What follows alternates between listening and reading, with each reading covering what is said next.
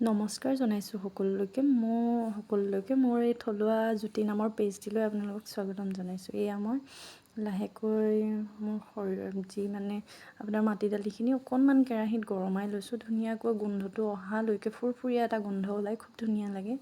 এয়া মই ঘৰৰ পৰা অনা আপোনাৰ কলৰ বাকলি মই মোৰ বটিৰ পৰা লৈ আহিছিলোঁ। ইয়াত যিহেতু বান্দৰ বহুত, গতিকে কলৰ বাকলি পোৱা নাযায় তিতাবৰ সন্দিকৈ গাঁৱত।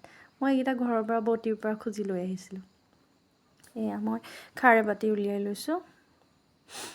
এয়া কচু, মাটি দালি আৰু লগতে খাৰ দি মই প্ৰেছাৰ কুকাৰত বহাই দিছোঁ। আৰু এইখিনিতে এটা কথা জনাই থওঁ দেই, প্ৰেছাৰ কুকাৰত দিলে আপোনালোকে অকণমান সাৱধান হ'ব। কাৰণ কিয়নো এই প্ৰেছাৰ কুকাৰৰ ঢাকনিত এনেদৰে মানে হেৰি হৈ যায়, জাম ধৰি যায়, ব্ৰাষ্ট হোৱাৰো সম্ভাৱনা থাকে।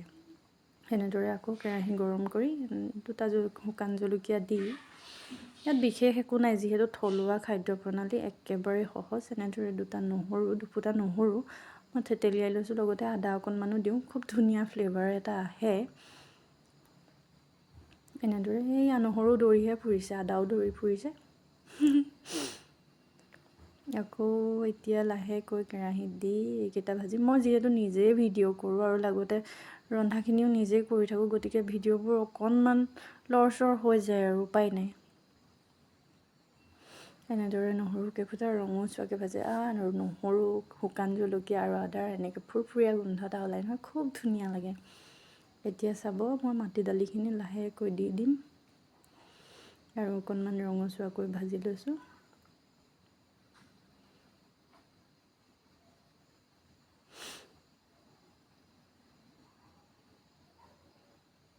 যিহেতু মানে আমি হালধি নিদিওঁ ন, খাৰ শাকত আমি হালধি ব্যৱহাৰ নকৰোঁ, গতিকে এনেদৰে ৰঙচুৱাকৈ ভাজি ল'লে নহৰুটো খুব ধুনীয়া হয়।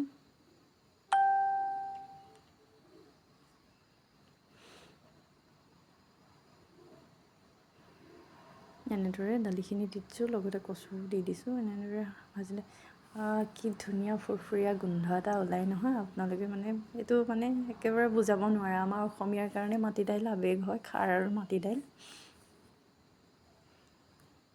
এয়া এনেদৰে দি অকণমান সময় লৰাই দিব লাগে, যিহেতু ভালদৰে মাটি দালিবোৰ অকণমান হেতাৰে ভাঙি দিব লাগে। অৱশ্যে মই বেছিভাগ এনেকৈ ঘাটনিৰে ব্যৱহাৰ কৰোঁ, বাঁহৰ ঘাটনি।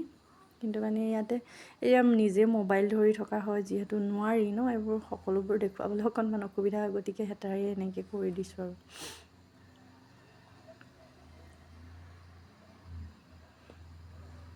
এনেকৈ মাটি দালি হ'লে মানে কিন্তু অকণমান ডাঠ হ'লেহে খাবলৈ সোৱাদটো বেছি লাগে। মই ডাঠ হ'লে ভাল পাওঁ, হয়তো বেলেগ ধৰণে খোৱাৰ হেৰিটো আছে, কোনোবাই পাতলকৈও খাই ভাল পাব পাৰে।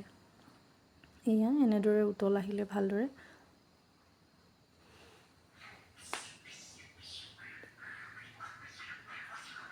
আমাৰ ইয়াত বান্দৰৰ হুলস্থুল অহৰহ হৈয়ে থাকে, একোৱেই নাথাকে।